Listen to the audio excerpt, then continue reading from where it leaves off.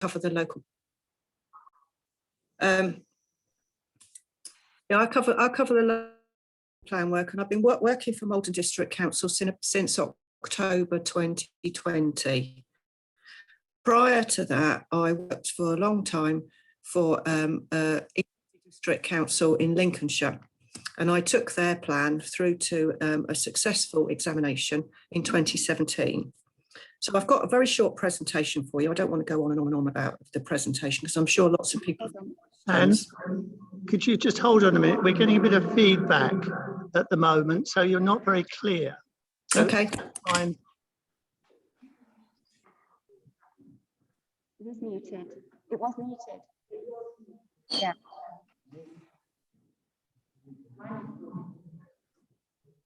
If there's feedback, it's one of the two machines down there.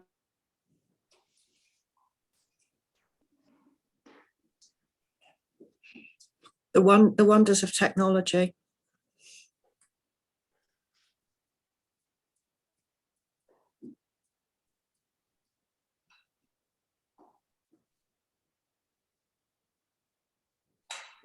Anne, would you like to continue? So I've got a presentation. I'll just share my screen. Hopefully everybody can see it. Can you see that, everybody?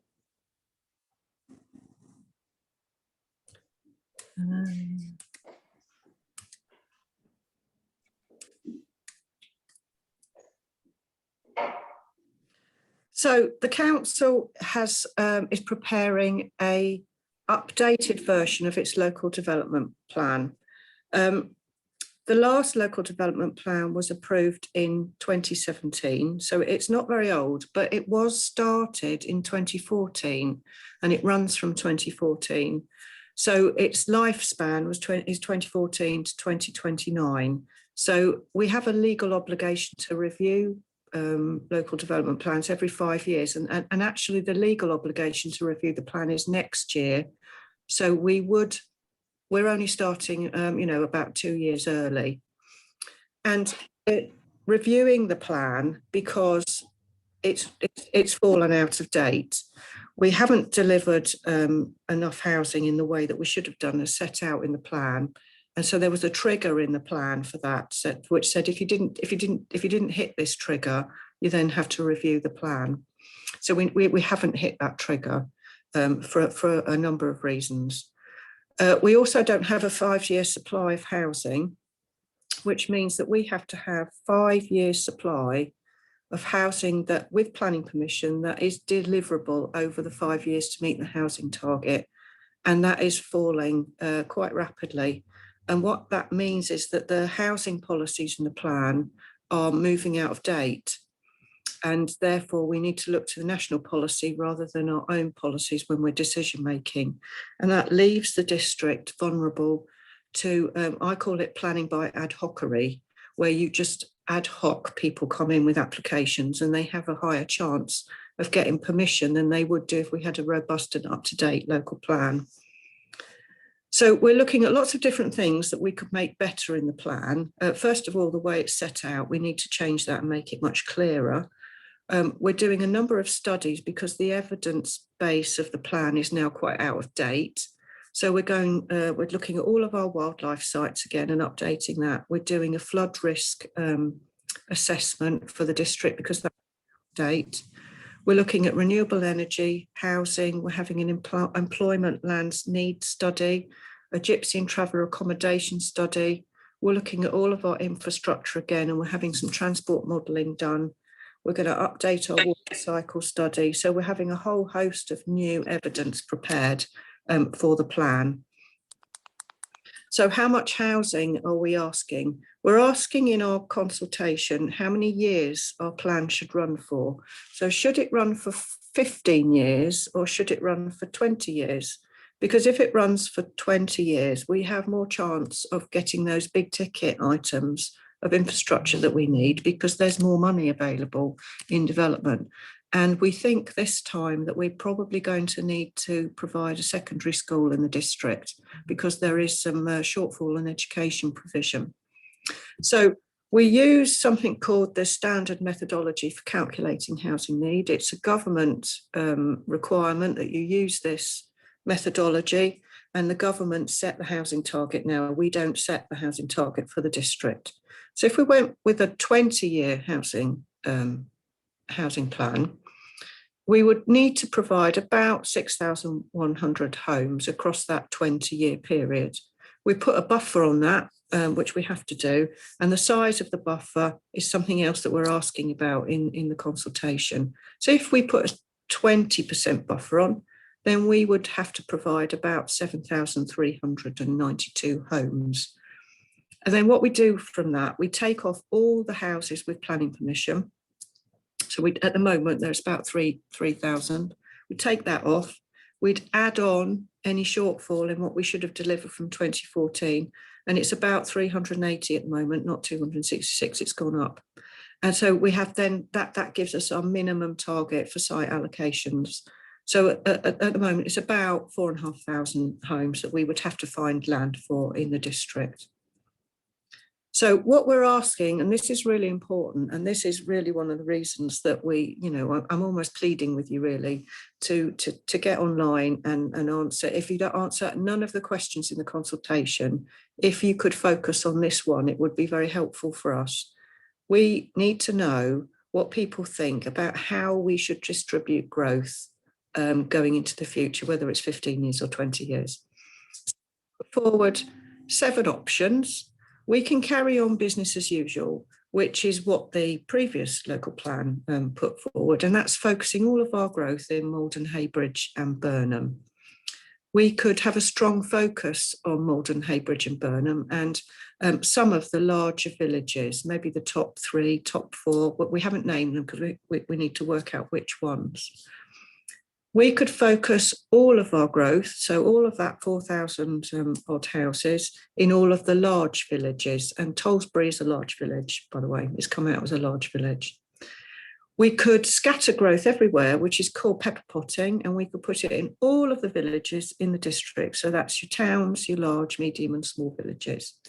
We could create a new satellite settlement or extend one of the settlements in the district or on the boundary of the district. And there is a large piece of land come forward in 2 big chunks next to Southwood and Ferrers. Though there is a bit of an issue with that because we would have to, it would be a long time before the land actually started to be brought forward to be developed. So we would have to allocate more land in order to ensure we had a continual supply of housing. We could focus all of our growth along the to the north of the village of the district. So that's above Heybridge and Maldon in the north, linking into Tiptree and Witham. We could focus all of our growth along the railway line. So that's in the south of the district. So that's Althorn, North Vanbridge and Southminster. This time, there is a national policy mandate that 10% of that growth has to go on smaller sites. So it's got to go on sites that are smaller than a hectare in size. So we will have to focus some of that growth onto small sites. But how we do that is part of this bigger question. How are we going to focus our growth going into the future? So this is a little bit about the work that we've commissioned. So as I said, we've commissioned a strategic flood risk assessment. It's been a long time since we've had this.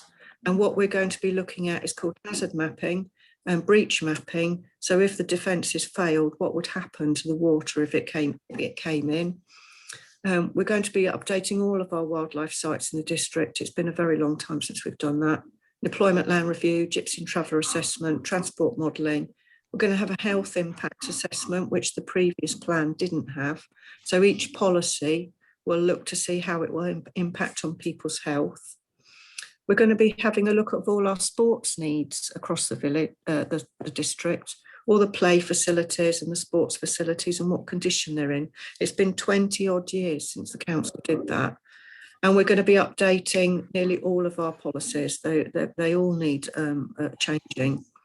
And we're going to be working on a much more modern interactive mapping system, which is part of a wider project in the district to try and get information pushed out to the residents in a more interactive way. So you'll be able to go onto the mapping system and you'll be able to click onto a site and find out about it. You might want to know about a listed building and it will take you to the listing and it'll have more information than there is at the moment.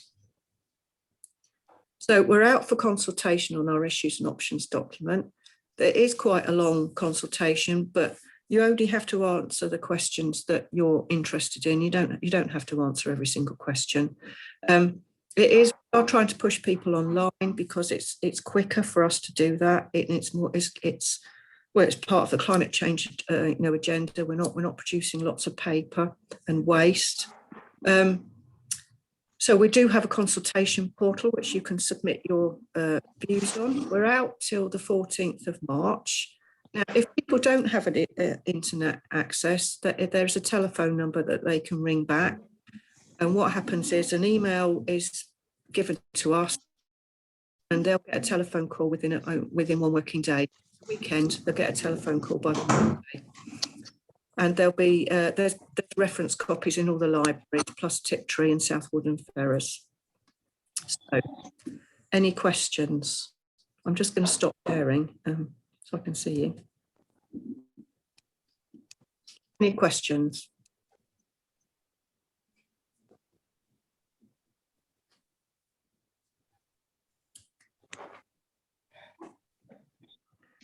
No questions at all? Hold on a minute, Anne, thank you for that. I'm just setting the computer back up. So we've got a station on that. So we're going to take questions from the hall and I'll be coming to you in turn. And I'd ask that you please put your hand up and show that you've got a question. I've seen one at the moment on that. With regard to those people on Zoom, if you can enter the chat room and put a question via the chat room, then we will be able to assess, try and group questions together and answer them or put them to Anne. So she's answering 2 or 3 or 4 together. So I'll start first of all with questions in the room. So I know there's one gentleman over there, there's a second there. If you wouldn't mind coming up individually and standing in front of the laptop here, and I'll call you up as you come along. And Anne, are you clear on that in terms of answering the questions? Yeah, that's fine. Yeah, absolutely fine. Yeah. Okay, thank you.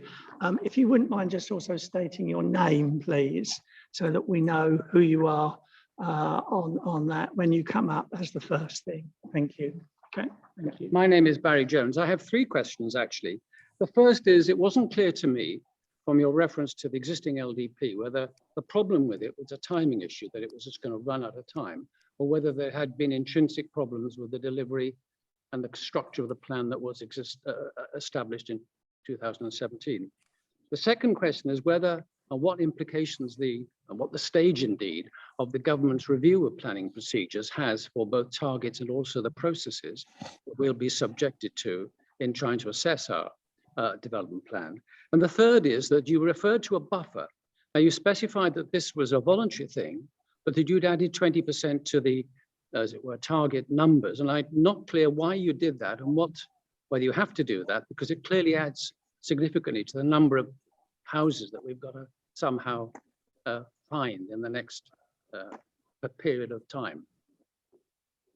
Those are the 3 questions. The present LDP, it's quite old, really. When it was first produced in 2014, it took a long time to go through the system. Sorry, So No. And if we start, if I put on mute, then Anne can respond so everybody then can hear in the hall. Is that okay? Yeah.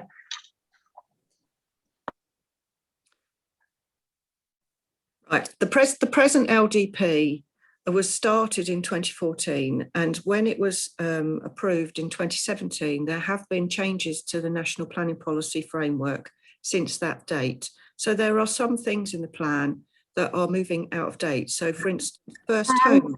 And sorry, can we pause again? Sorry, we've got some technical issues. Are you okay, Ian? That's all right.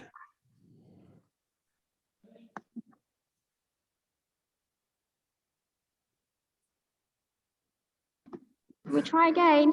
Yeah. Did you hear any of that? I said the NPPF has been updated. So there are things in the NPPF which are not in our plan. So the government has brought in the first homes, which is not mentioned at all in our local. So there are things that are actually out of date that we need to look at. Our evidence base is quite out of date as well. Like, we haven't done a strategic flood risk assessment for quite a long time. The other main thing is the housing that was set out in the plan was very ambitious, and it was the targets that were set out at the time for delivering that housing was very, very ambitious in terms of yearly turnover. And there were delays. So 2 of the sites haven't come forward at all.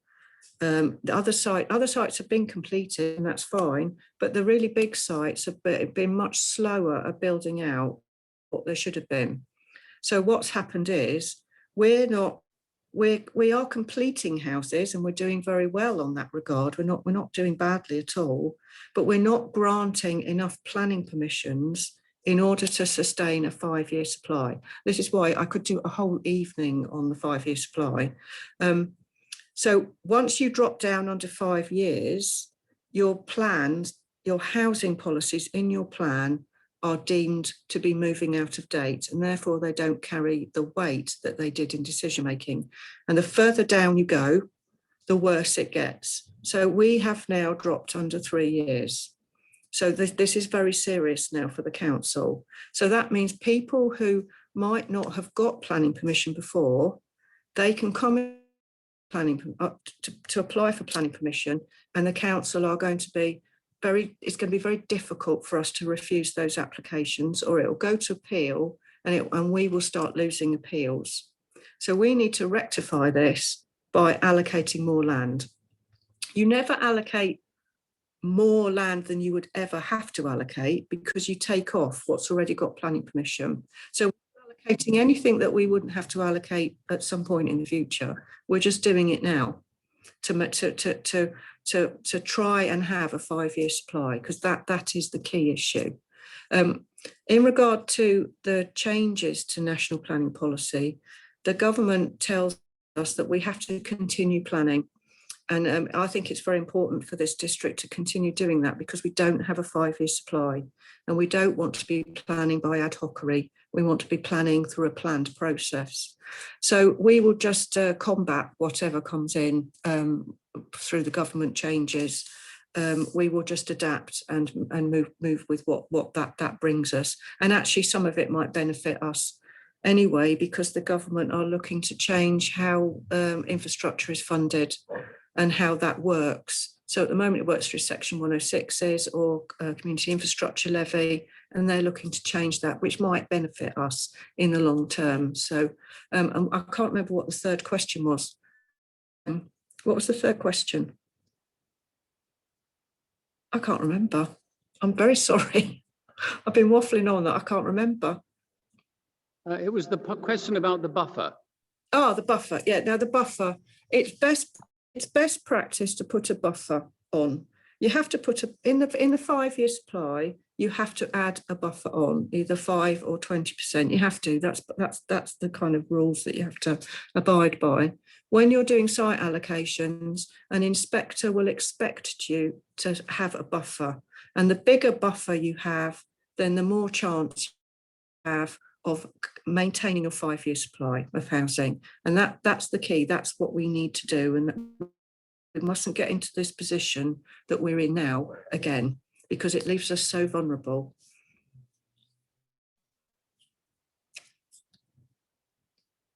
So can we have the next question, please?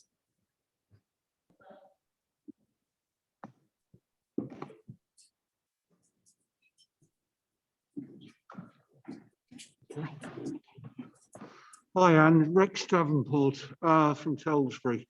And I'm hard of hearing, and I'm struggling to hear quite a bit of what you said. So if the question's been asked or you've answered it, please forgive me.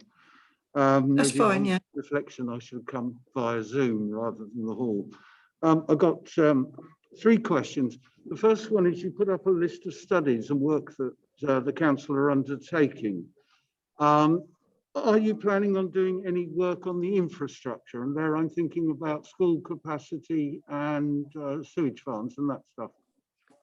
Yes, we are. Yes, yes, we definitely are. We need to work with the county council and the health providers on. Sorry, can you just restart that response? I can just turn the mute off. Yeah, yes, we are. We most definitely are. What's coming out everywhere I go, every time I talk to anybody in this district, infrastructure is the #1 priority. So it has to become the #1 priority for us. And in terms of how much work we do, how much effort we put in, what we do. And we need to have a realistic infrastructure delivery plan. I think maybe last time it was too ambitious in association with the development that was being brought forward. We need to make sure that it's affordable, that we know exactly how much it's going to cost, where it's going to go and what we need. And we will spend an inordinate amount of time and effort to do that. Because, as I said, wherever I go in this district, it obviously is the top priority. So we'll be working with the county council. We already have a kind of indication that we will need a secondary school.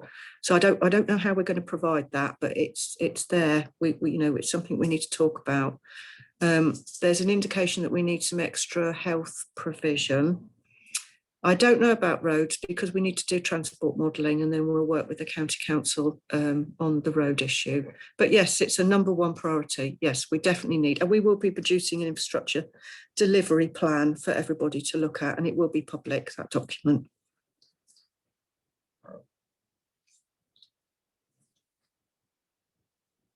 So we have the next question.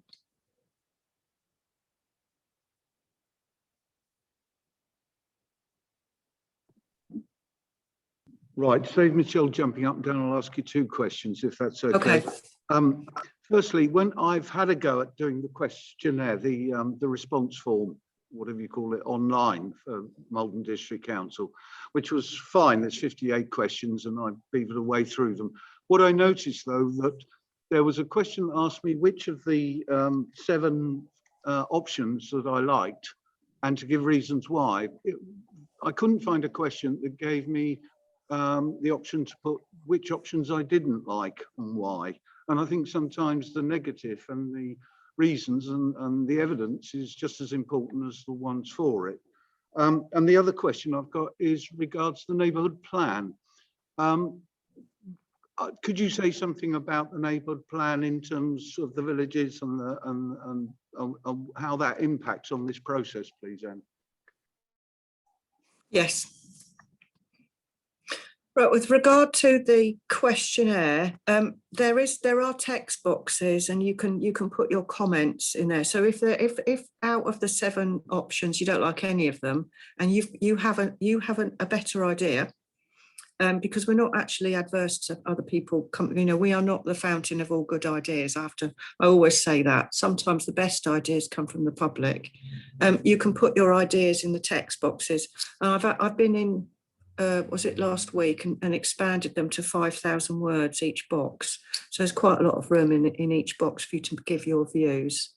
With regard to the neighbourhood plans, they are really important, and we haven't chosen, because we haven't chosen a growth option, and this is what this consultation's about. I can't tell you how much growth Tollesbury is meant to take. I can't give you that information because we don't know. Now, if we went for an option which said the large villages will take all the growth, then Tollesbury may have to take quite a big chunk of growth. So what I envisage, and I haven't talked at length to the neighbourhood plan group about this, but I have talked to another group about it. If there is an allocation in settlements with neighbourhood plans on the go, we'll give them a choice. They can either do those allocations themselves, or we will work with them and we'll do them in an iterative way together, and then we'll put them in our plan, you know, so that we're the ones who have to get the examination, we're the ones who have to do all the consultation and the work on it. But we're thinking about giving them a choice, and it's going to be a very, if they choose for us to do it, then we'll have a very kind of close working relationship, and we'll do it together so that we can be happy that the neighbourhood plan group is satisfied. I mean, we're willing to help them with their policies anyway. I have done that before for a neighbourhood plan quite successfully. It was a bit fractious at times. I mean, I'm not going to lie about that, but we did work together and we formed a good working relationship on it. So, but they will have a choice about that.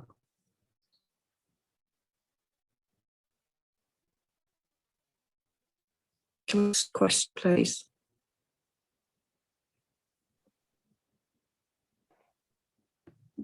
Hi there, Andrew Gilbert. I've got a couple of questions. One was about the your shortfall in allocating any plans, and how do you feel that Uttersford District Council has lost its ability to actually carry out any planning? Are you in a situation where you feel that might be taken away from you as well as a council? And the second is about sustainability. We've repeatedly told that we're the 5th most sustainable village in the area, but surely there must be a formula somewhere where there's a limit to where our sustainability can be maintained. So once we go above a certain level of new housing, we don't become sustainable anymore. So is there a formula that we should be looking at?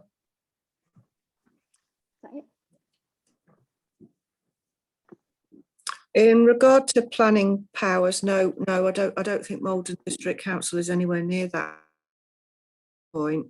We'll only get to that point if we refuse planning applications for housing that really and truly, because we don't have a 5-year supply, we should be approving, and we start losing appeals at a really large rate.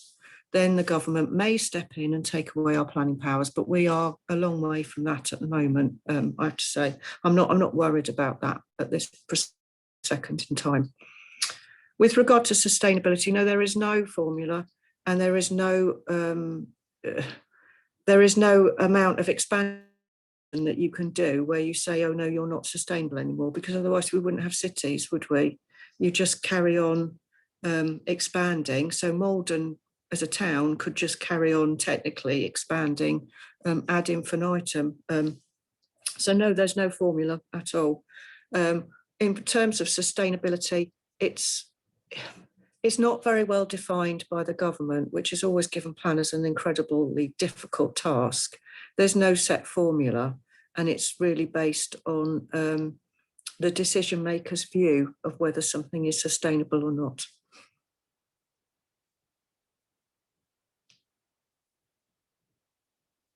By the way, I hope I'm answering these questions fully. Please come back to me if I'm not. Can we have the next question, please? Good evening, Phil Manning.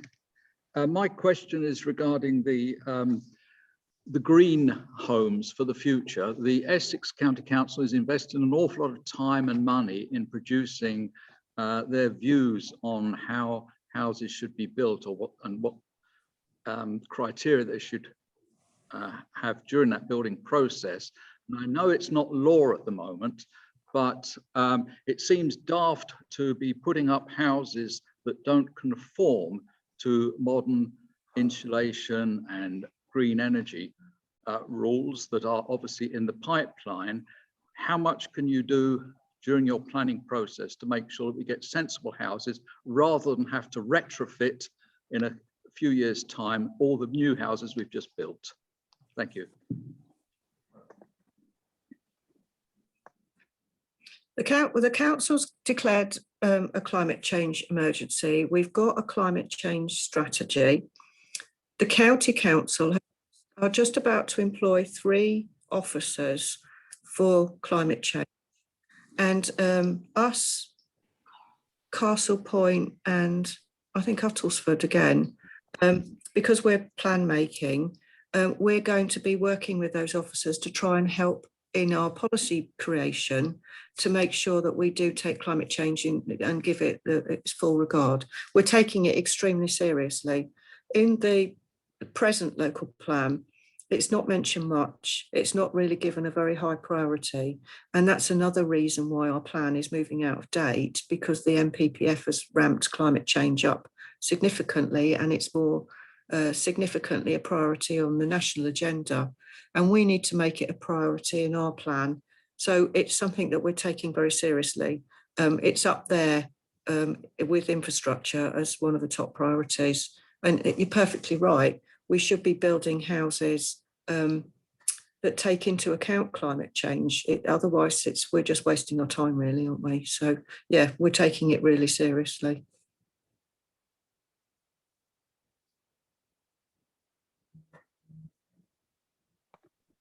Sorry, Phil Manning again. One other question I have is about second and holiday homes.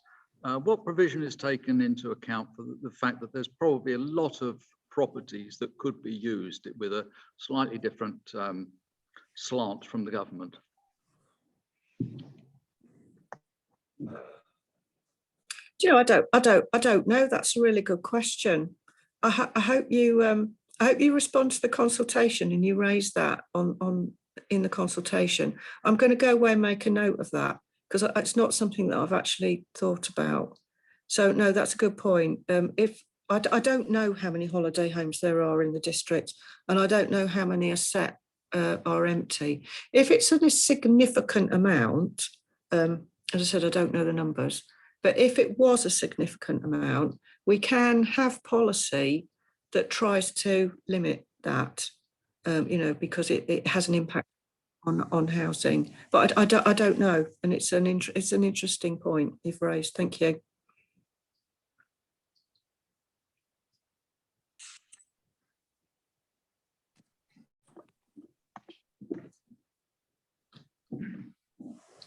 Hi, Anne. Andrew St. Joseph. Just now, unless my hearing is totally defective, you referred to Tollesbury as a town. I think we think of ourselves more as a village, and I would hate to think, however, subliminally, there was anyone in Maldon District Council who thought of us as a town. Could you please confirm this?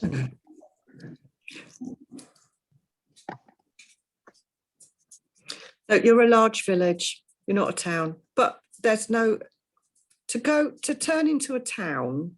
I would think that I would look for you to have a secondary school, without a doubt, an expanded employment area, all the things that a town has, which you don't quite hit that threshold, and it's very unlikely that that's going to happen. I can't see that happening in the short to medium term.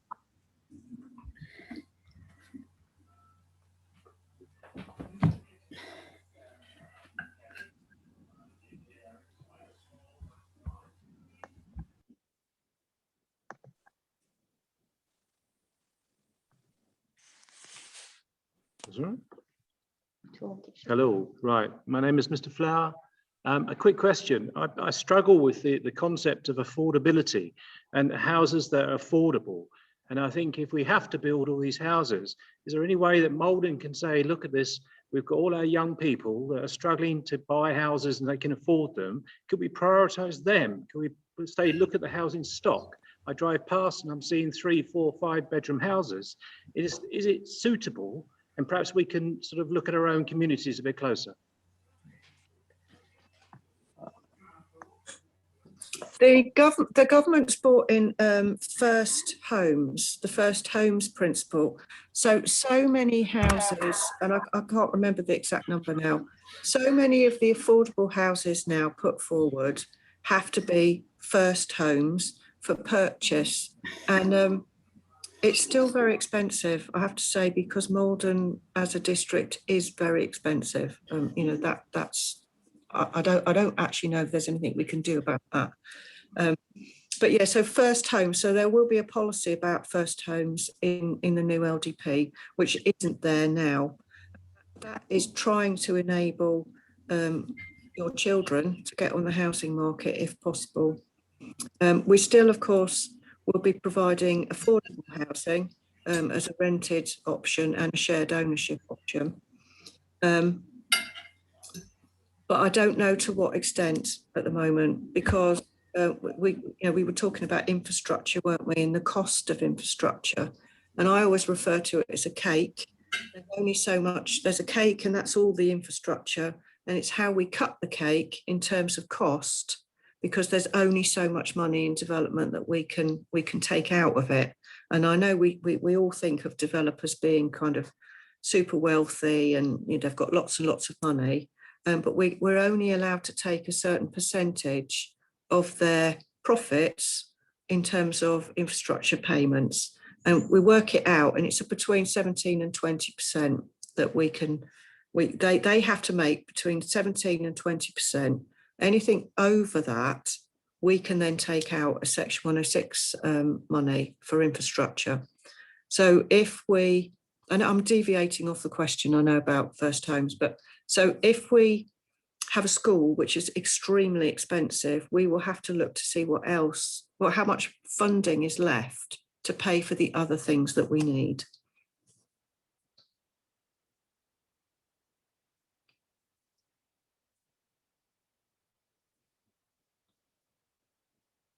Is there another question?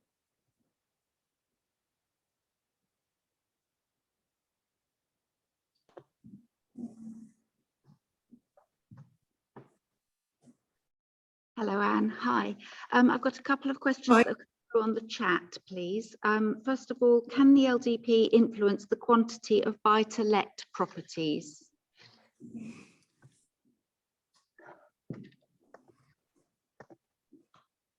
Yes and no. That sounds like a bit of an odd answer, really. We do what's called a local housing needs assessment, which then tells us what the overall need for each type of housing is across the district. And that gives us a target. And then we work out how we can deliver that target. So that's why you get your 30% affordable housing, your 40%, or your whatever the percentage is. The only way you can influence that is to up your housing allocations. So if you want more affordable housing, you have to allocate more land and build more houses. But you can only build houses to the demand. So we're back to that buffer question, aren't we? It would be ridiculous of us to put, say, a 60% buffer onto the housing target, because we'll probably never deliver it. So it's always got to be realistic. It's something we've got to be able to deliver. So yes, to a degree we can influence it, but we don't have a lot of influence over it.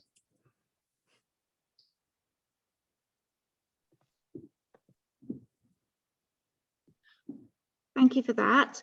And then we've got a question which is also relating to affordable housing, which we were hearing about. Will there be any assurance that there is affordable housing, and if so, that it's available for outright purchase and not just for shared ownership and leasehold ownership with developers? Thank you. Yeah, that's the first homes policy that I was talking about. Those first homes will be available for outright purchase.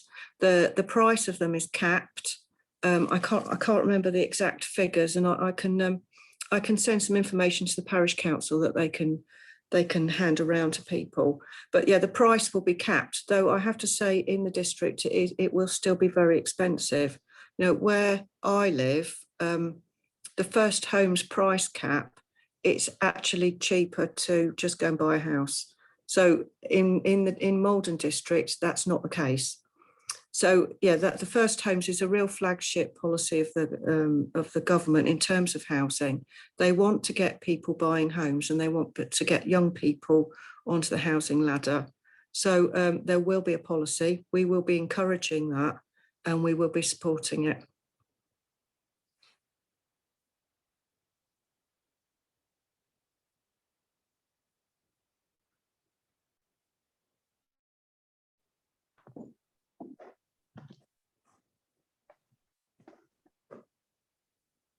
And these questions are based on things that people have asked me while I've just been out and about sort of in the village and talking to people about the LDP. So the first one is very generic. It's about climate.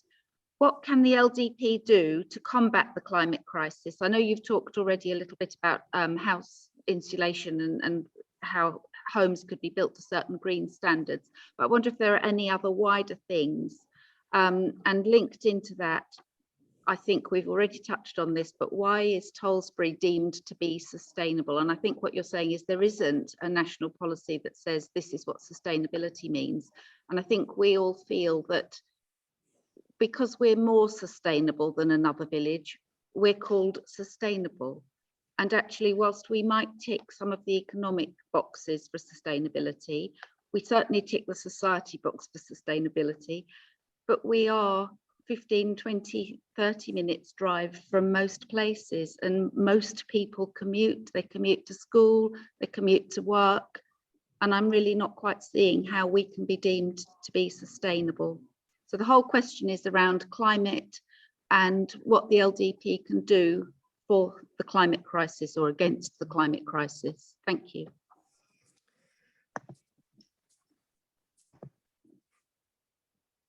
Did you want to go on to mute? Well, as I said earlier, it is one of the council's top priorities, climate change. Climate change shouldn't just have a policy in the plan, it should weave itself through the plan as a golden thread. At the moment, the LDP I think it's rather weak on climate change. It's rather weak on renewable energy. It's confusing and muddly. You don't really know what the council's going to support or what the council isn't going to support. And we're going to try and pick that apart so that we have it, so it's much clearer, you know, what kind of renewable energy do we support? Where do we support it? And in terms of that's off-site, and then in terms of on-site, we're really going to try and work to bring design and climate change together. The other thing we need to think about is some of climate change elements sit within building control. So anything that sits in another piece of legislation, you don't have in planning policy. So I think electric vehicle charging points are going to sit in building control. So we won't have to have them in planning policy. Things like should we be supporting solar farms, you know, more actively because of course it's a form of renewable energy. What about small scale wind farms? What about we have the Bradwell question, though actually nuclear power isn't renewable energy, but it is a form of energy that the government seeks to use for its climate change agenda. What we're proposing in terms of Bradwell B is we don't know whether it's going to be coming on board. We just don't know, but we can't not plan for it. So what we're going to do is we're going to have what we call a major projects policy, which will just sit there, not being enacted until something happens at Bradwell. And if it never happens, then that policy will just quietly sit in the plan. And if it does, then it'll become enacted. So that's what we're going to try and do in terms of Bradwell B. So climate change will be the golden thread, one of the golden threads that run through the plan. A bit like health, the health impact assessment, that should be a golden thread that runs through the plan. So it's very clear to people what we actually mean, and I don't think it is at the moment, to be fair. In regard to the sustainability of Tollesbury, Tollesbury has quite a lot of services and facilities. We measure them. We do what's called a rural facilities study. I unfortunately can't tell you if you've become more sustainable or less sustainable over the years. I know if you've lived in Tollesbury a long time, you'll be able to tell me, but I can't tell you in terms of evidence because Maldon doesn't have that evidence. So we have gone round every single settlement and we've made an assessment of it in terms of its services and facilities, in terms of its connectivity. We've used the 15-minute rule. So what we've looked at is in an urban environment, the 15-minute rule is a 15-minute 15-minute society. So within 15 minutes, you should be able to walk to all the things that you need. Well, in a rural district, that's just not going to work, is it really? It just doesn't cut the mustard. So we use the 15-minute drive rule. So can you drive to, does it take 15 minutes to drive to a town, the next nearest town? What about employment sites? What are the bus services like? Your shops, your pubs, your village halls, or schools, all that kind of thing. And we've scored all of the settlements. And Tollesbury's actually come up high on that list. It's got quite a high score. And I always think if somewhere's sustainable, you can get your basic needs. So you can go and get a pint of milk and a loaf of bread. You could perhaps go to school. You may be able to go to the doctors in your settlement. You may not be able to get those bigger, wider things. So you wouldn't be able to get your fridge freezer in a large village. You may not be able to, you may have to go to the next village for the doctors, but you won't have to go that far. And that's really a large village. And we have set some kind of descriptions around each of the tiers of the settlement, what we call the settlement pattern. And that's another golden thread that needs to run through the plan. So as far as Tollesbury sustainability goes, I would say you're probably reasonably sustainable. And then what we do is, and what Maldon District Council perhaps should have done and hasn't done very effectively in the past, is we monitor that. That's part of our monitoring system to make sure, to see what's happening in these settlements, to see if you're becoming less sustainable or more sustainable. And if our policies, so we put policies onto your sustainability. So if we, just for instance, and I'm not saying this is going to happen, by the way, please don't think it is. Say we chose that Tollesbury was going to grow. It was going to be one of those settlements that was going to grow, and it was going to be the settlement that took the secondary school. So, and it was going to be the settlement where the doctor's surgery was going to expand, and you were going to have X number of houses, and we thought that you were going to have more shops and a supermarket. We would then monitor that through policy to make sure it did through the life of the plan. And if it didn't, then we would then have to do something about it in terms of policy to make it happen. So that's why we need to know if you're a large village, a medium village, or a small village, or a hamlet, or a town. I know it's quite confusing, but it doesn't mean you're going to get growth just because you're a large village, by the way, at all, because we put policy onto that. So the settlement hierarchy or pattern is just a frozen point in time that you're a large village. It doesn't mean you're going to get growth because we haven't decided yet. And it may be that you won't get a lot of growth. Does that answer that question? I've waffled on a bit. Thank you. Yes, it does. I mean, it's a complicated issue. So yes, thank you. Yes, yeah, it is. Yeah. The next one is more simple. Coming back to affordable housing. Why do developers only have to contribute to affordable housing if they build more than 9 homes? Doesn't that encourage them to build 9 large 4-bed properties instead of perhaps 14 2- and 3-bedders, which are what our housing needs survey found that we need? And can we increase that 9-home threshold through the, can we remove the 9-home threshold through the new LDP? Thank you. No, you can't, I'm afraid. It's a government figure.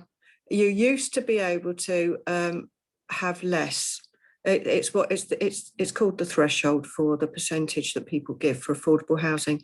And you used to be able to have a less threshold or a higher threshold. Now it's mandated nationally that you can't have less than 10%. So the 10% is set down as a national figure. You can make it higher, but you can't have it lower. Okay, thank you. All right. Want to go again? Yeah, try again. Sorry, I don't know what I did there. And the last one here, and I think there's something else that's come up in the chat while I've been up here, is about boundaries. People have heard that the new LDP might remove the concept of parish boundaries. if that were to happen, what would stop villages like Tollesbury and Darcy just merging together over time? And would we be able to, instead of removing boundaries, just go for slightly expanded boundaries instead? Thank you.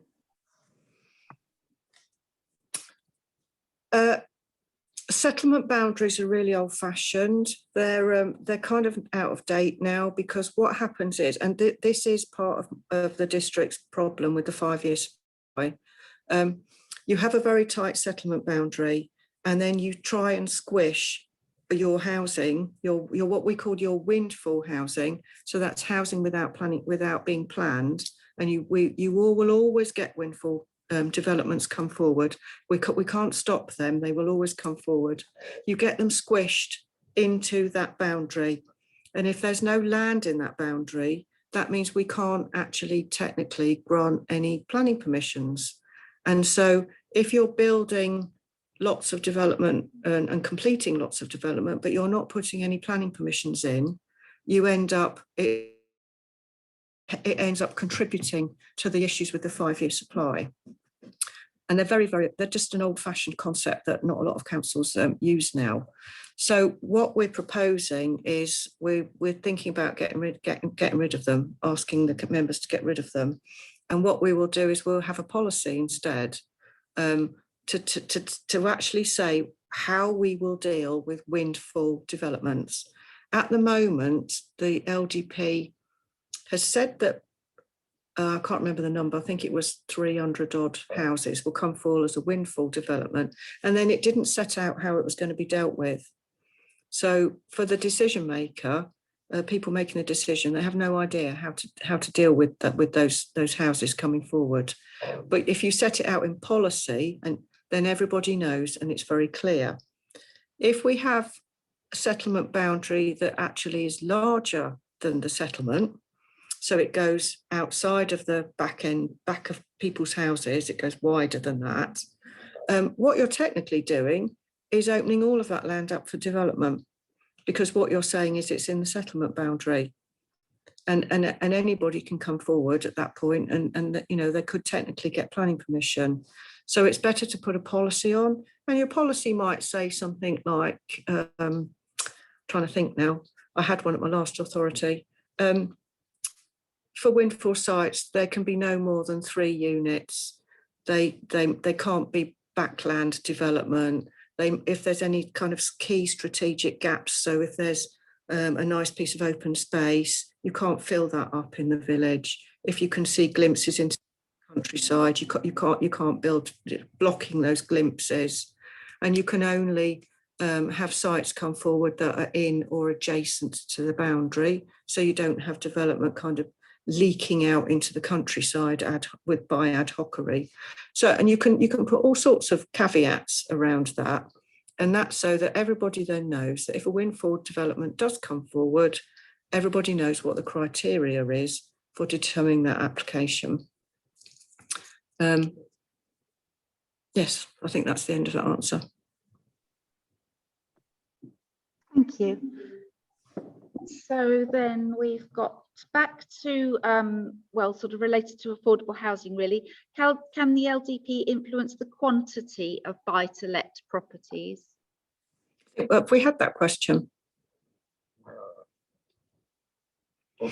I think we've had that question. It can and it can't.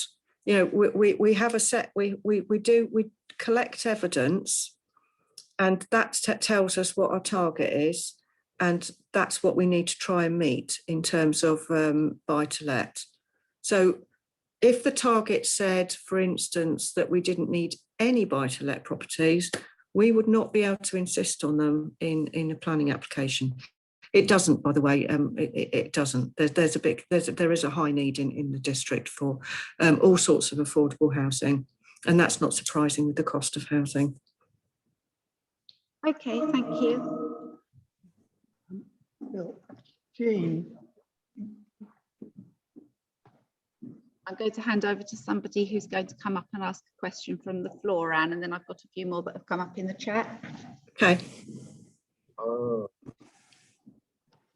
evening, Anne. Can you just tell me, would Maldon District Council actually take all the brownfield sites into account before they start building on agricultural land? And also, when you're looking at public transport and giving us a tick for a bus service, do you take into account how bad it is? Thank you. With regard to brownfield land, the district doesn't have very much. There's hardly any. On our brownfield land register, I think it put forward 20 housing units. We've just done a call for sites, and there's not really a lot in there. Most of that's going to be moved into the brownfield land register. When we do site allocations, what we do is if there's any sites that are brownfield in a settlement or adjacent to a settlement, we always choose them first if they're suitable, and then we go to the greenfield. I think in a district like Maldon without any brownfield land, I think it's inevitable you're going to have to build on greenfield sites. I mean, my last district was exactly the same. It's because you don't have a history of industrialisation in the past. You haven't got this legacy of brownfield land. And if you did, then of course we would look to allocate on brownfield sites. So if there are any, we always pick them first. In terms of the buses, we've worked, when I did the rural facility study, I did look at the buses, and you only get points if you can have got a shopper's bus service, so you can actually go to the shops at some point and get back within a reasonable period of time. And a commuter bus service, and I can't remember if Tollesbury's got one or not, it means that you need to be able to get to work and back for at least 5 days a week. Otherwise, they're just not classed. We don't class the phone call buses, you know, where you ring up, because everybody can have them, and so therefore, there's no point in giving anybody points for that. And I can't remember, to be honest, what sort of bus services Tollesbury did have.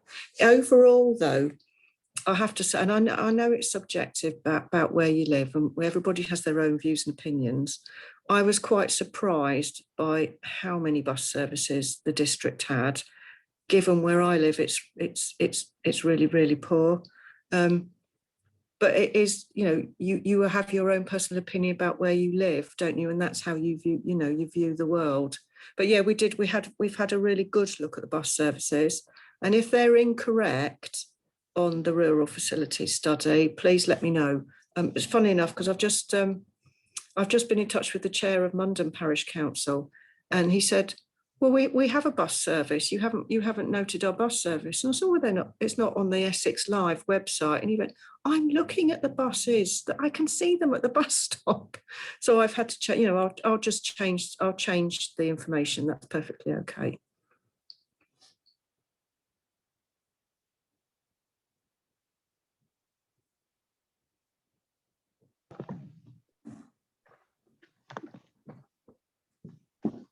Hi, Phil Manning again. How much imagination goes into modern building? This may be more a question for building regs, I'm not too sure. But for example, in Tollesbury, we have a big bus garage which has been razed to the ground, and some ridiculously large houses were going to be put on there to reduce the numbers down so they didn't have to put affordable housing on. But I quite regularly go to the Future Build show up in Docklands, and there are lots of schemes where small properties, quite suitable for a young married couple with a child, can get started. And these things don't need foundations particularly. They don't need to dig big trenches and fill them with concrete. And these things can go on brownfield sites, like, for instance, not a good example perhaps because of the cost of the land, but on the bus garage, which I would consider a brownfield site. And you could get, without creating a ghetto, a great many affordable houses on a site like that. And I just wonder, we've also got lots of empty offices and shops around the district. Is there imagination being brought into play here, or is it all going to be bricks and mortar? Thank you. That's an interesting question, really. We are looking to completely rewrite the design policy. And I was sat with the officer the other day, actually going through it. And I said to her, where is our capacity to be different? We need to build into the policy the capacity to be different. So if somebody comes along with exactly what you've just described, does our design policy allow that? Does it allow some really modern design? Because modern design, we can incorporate a lot of climate change stuff quite simply and cost effectively into modern designs. But that it has to be balanced against the decision maker, which is ultimately the planning committee, and will they accept that? So it's a real tricky one. We don't have any control over who puts an application in or what they do, but we do have control when people come in for pre-applications, and we can say to them, look, why don't you have something more modern? Why don't you be a bit more innovative? But it's no good if at the end of the process it gets the planning committee and the kind of people of Maldon district don't actually like that, and we get lots of objections. So it's a balancing act, and I would be very curious, because there is a question about design in the issues and options consultation, and I would be very curious if the people on this call, if you fill in the form, what you've got to say about it. Should we be encouraging more modern design? Should we be encouraging innovation? I would absolutely love that. Something really radical and really different and more cost effective, so that we could provide more housing for young people. But as I said, if it gets to the planning committee, or it gets into the planning system and loads of people object because they don't like the design, inevitably that's going to move towards a refusal. So it's about, I suppose, really and truly, the ball is very much in the public's court on this one. We can provide the policy. If the members will support it, yes, we can provide the policy to be more innovative.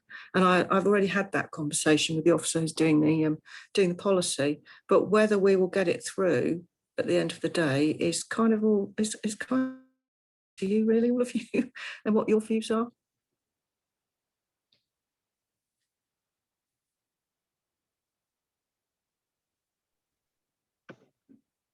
Okay, thank you very much, Anne. Next question, does levelling up affect planning, and does it affect our LDP? Thank you. That's a really good question. We don't really know. I think I said earlier on, the government are looking to change the way that infrastructure is funded, but we don't know what that means. They were talking about putting a levy on all of development, but I don't know how they were going to collect it, and I don't know how it was then going to be passed on in order to actually fund the infrastructure. Personally, I would think that would be quite a good idea. What I would really support nationally is a front loading of infrastructure, because at the moment that's not how it works. It comes in dribs and drabs while development's being built, and then money has to be gathered from lots of different development, and that's why it takes so long for all of you to see the results of infrastructure being provided by development.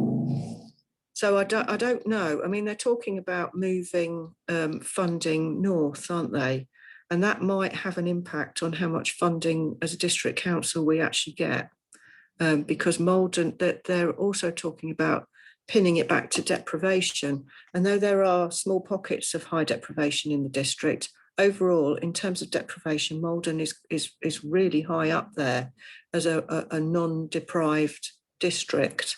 So we may find that our funding will change, and that will be to the detriment of us. I don't think it'll be to the benefit. I can't see it. They were talking about zoning planning. I think that's been binned as an idea because it was incredibly unpopular. whatever they throw at us, we will have to adapt and, and change. And I'm just crossing my fingers, really, that the changes to the infrastructure provision are to our benefit. I really hope they are, because I don't think waiting for an extension to a doctor's surgery while watching houses being built is particularly, it's just not very resident friendly, is it? And you're not seeing any benefits to that.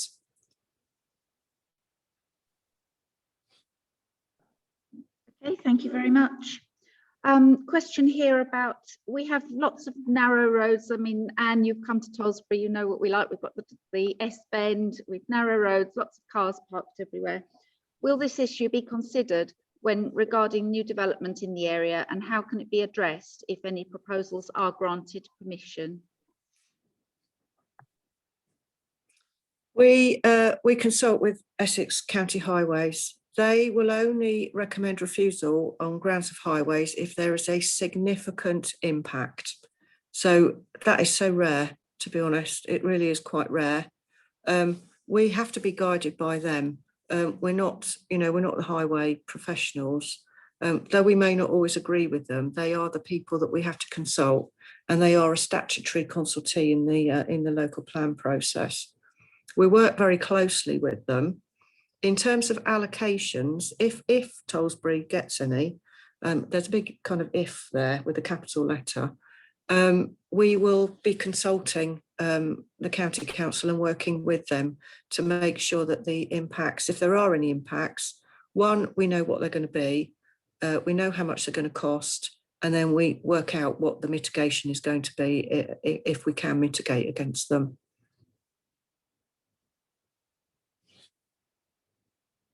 And sorry, Michelle. Sorry, just thank you very much.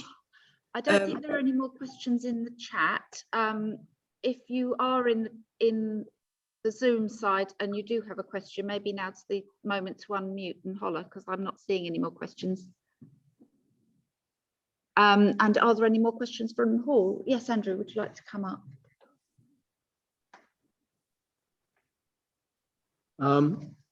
Andrew St. Joseph.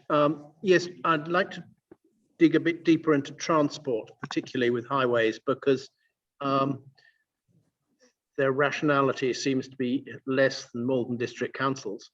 And I think the district has some major problems on this because, well, I mean, if anything happened to the railway, then the whole of the Dengie freezes up, for example, and the fast access routes for commuting out of Tollesbury aren't exactly great.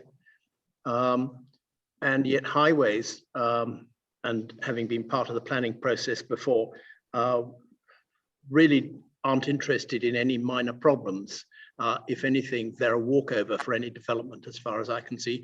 So does the district have any plans for an overview of the transport network in the district as a whole, or are we going to be totally dependent on, roughly speaking, as it is now, and just pushing it to its limits in terms of usage?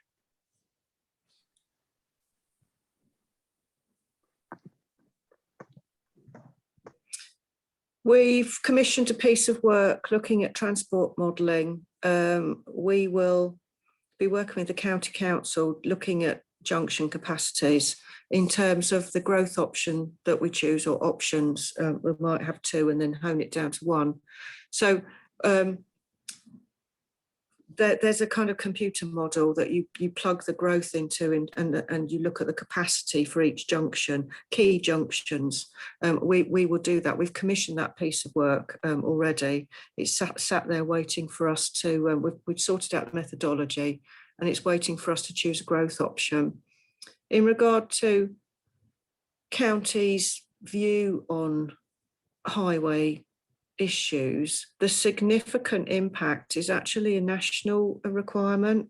They can't object unless there's a significant impact. That's not something that there's Essex County Council not wanting to do anything about it. That is a national requirement. So they don't actually have a choice. They look at the impact, they work out however they do it. I mean, I'm not really sure, but however they do it, and they can only object if there's a significant impact. So they do look at cumulative impact. So they'll be looking and working at on junctions over a period. So sometimes you see those lines across the road. It's where they're doing their monitoring on roads and junctions. So they do look at cumulative impact. All the statutory providers look at cumulative impact. Their hands are quite tied, I have to say. But if there is a major significant impact, we can look to mitigate that, and development should in some way pay for it. A bit like paying for some of the junction upgrades in Maldon at the moment that I think they're just about to start design work on. So it's a difficult one because people think that there's an impact, and there might be, but the statutory providers their hands are quite tied with how they react to that. But yes, we will be doing a piece of work around impact, particularly if we choose somewhere where there is significant amounts of growth. Then there will be probably significant highway upgrades to be funded and dealt with.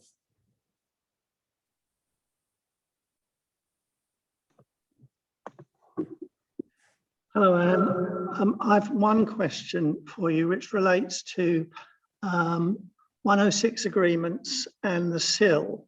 And this really relates also to the neighbourhood plan.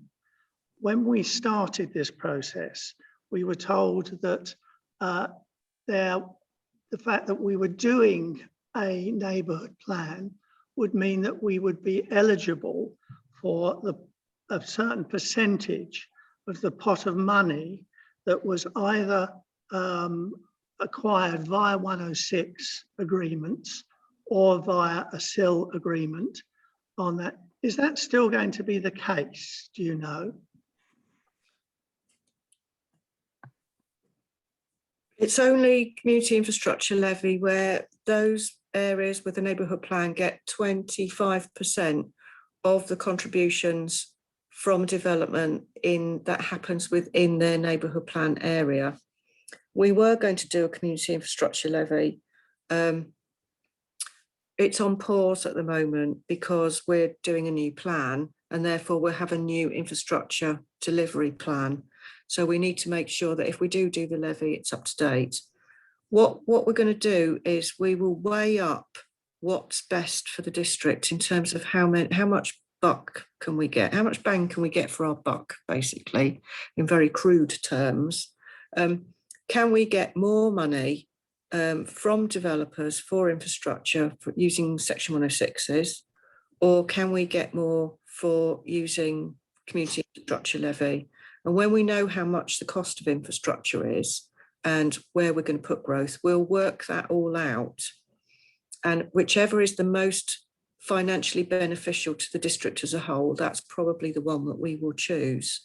But in the interim, the government may change the way that infrastructure is funded. So that's the plan at the moment, but we may have to deviate from that plan if the government changed their plan. When we worked out a little while ago whether community infrastructure levy was actually going to be beneficial to the district, it wasn't, because a lot of the sites already had planning permission, so there would be no funding coming forward.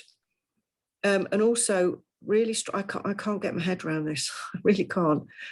Burnham, Maldon, and Haybridge, on our viability work that we did with some consultants, they came out at not paying any contributions on community infrastructure levy.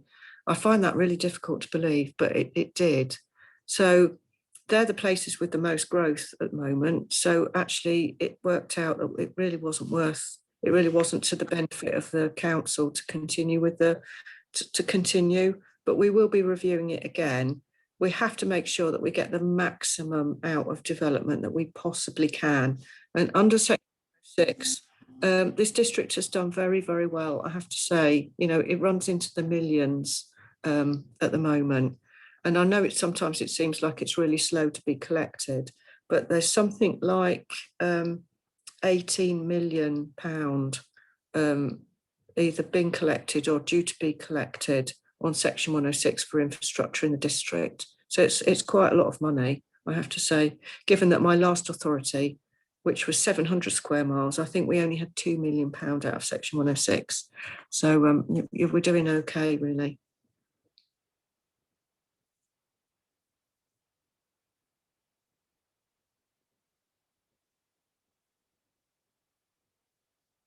Are there any other questions?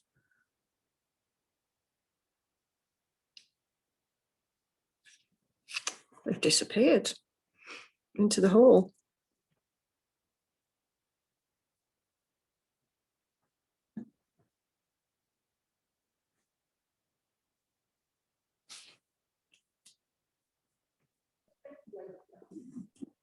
Yeah, there does seem to be one that I've got here, and which is significantly, there seems to be things that are being ignored.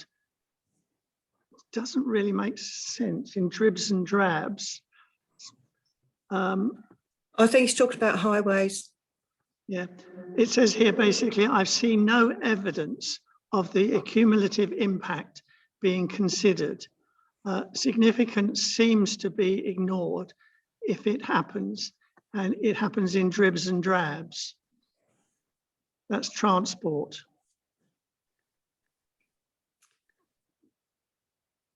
They do take cumulative impact into account.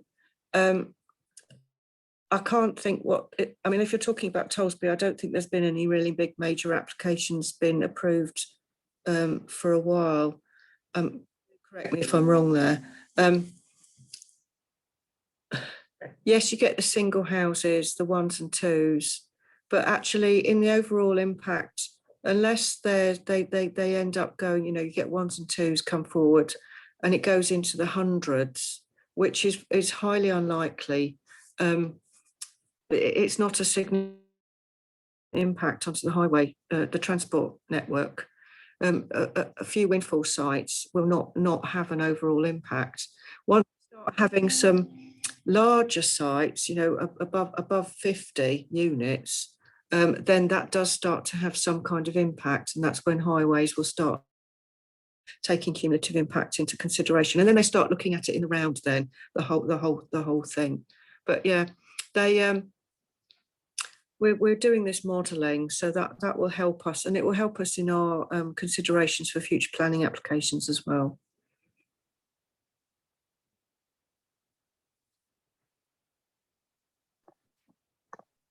Thank you for that.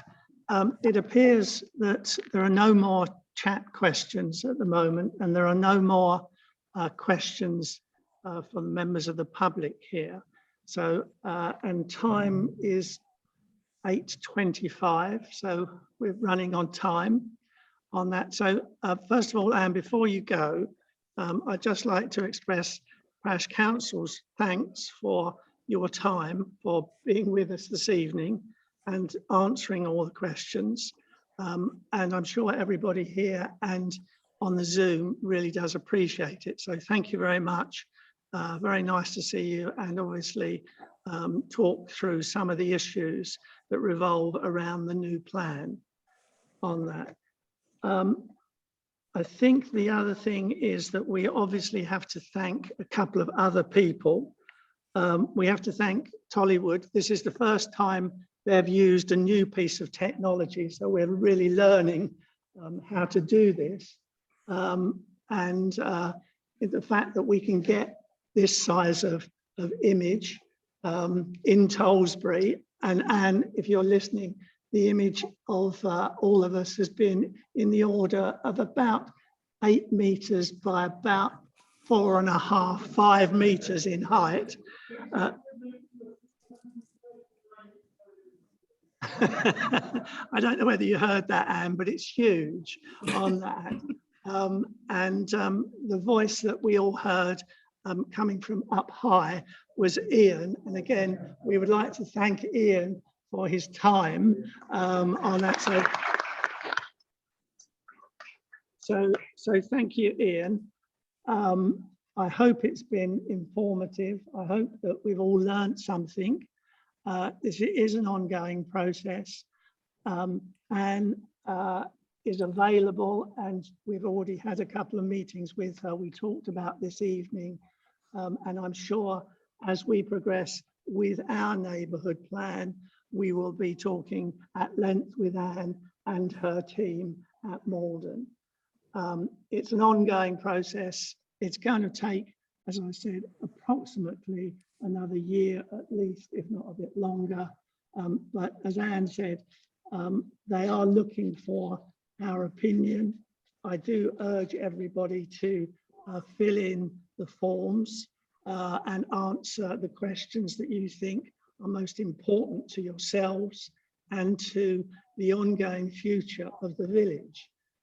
Because we all know, living here, Tollesbury is a brilliant village. It's got so much going for it, and it really is very special when you start to look around and we talk to other parish councils and hear what they're doing and what we're doing. So please fill in the forms. Just to remind you, I think it's the 14th of March that is the deadline for replies. And last of all, I'd like to thank you for all attending, both those people who are on Zoom and for those people who are in the audience this evening. So I'm going to close the meeting now. Actually, we have, I've just had Roy, who's a parish councillor, just saying very helpful meeting on that. And again, thanking everybody. Roy just says, really helpful session, benefiting from Anne's openness. Thank you. So again, Roy's saying, continue, please fill in the forms. So I think I'm going to close the meeting now. And again, thank you all for attending. And obviously the neighbourhood plan group will be meeting fairly soon to talk to Anne and thinking about the next steps in our own neighbourhood plan. Okay, thank you very much and good night. Thank you. Good night, Anne. Thank you. Good night.